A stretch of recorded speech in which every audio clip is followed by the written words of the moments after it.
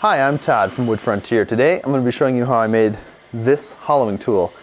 A hollowing tool is great to get inside of a hollow form, such as a vase, an urn, a vessel, an ornament, all of that kind of thing.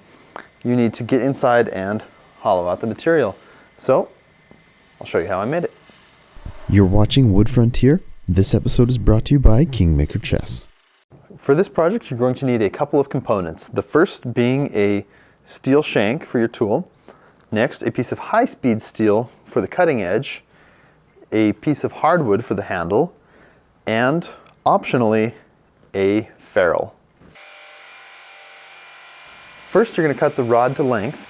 In my case, I went about 13 inches, and keep in mind that a couple of inches are going to be buried into the tool handle. I took the rod over to the grinder where the end was rounded out with a flat spot on one side to allow for drilling. Speaking of drilling, I put a hole right in the center of that, which I used progressively larger bits until it was 7/32. I had to make up an amazing clamping device to hold the rod. To make the cutting edge of this, I took a piece of M2 high-speed steel and brought it to the corner of the grinder where I blasted a notch into the side of it. Once that was in there, I was able to take it and just snap it in half, giving two pieces, which could be made into, you guessed it, two different tools. But right now I only need one. So I rounded off the edges so that it would fit into the hole that we previously drilled. Making a tool handle is a straightforward process for a wood turner. So for this, I used a piece of petrified wood, at least I think it was petrified, that Lewis gave me, and drilled a hole into one side after I'd brought it down on the chop saw and table saw so that it was relatively the size that I wanted. I chose one that's a little bit larger so that I can get more leverage in making larger hollow forms.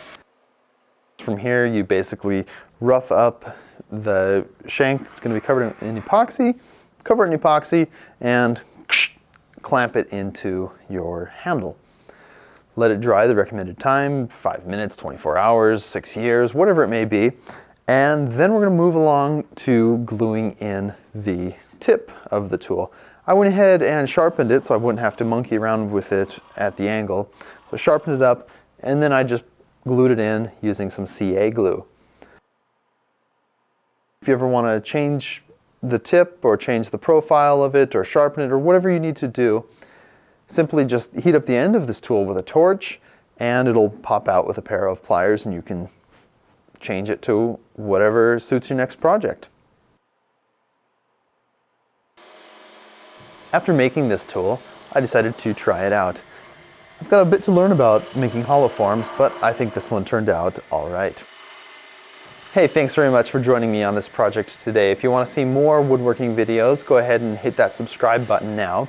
And if you've got a specific build that you want to see, go ahead and leave a note in the comments. Thanks very much for watching. My name is Todd from Wood Frontier.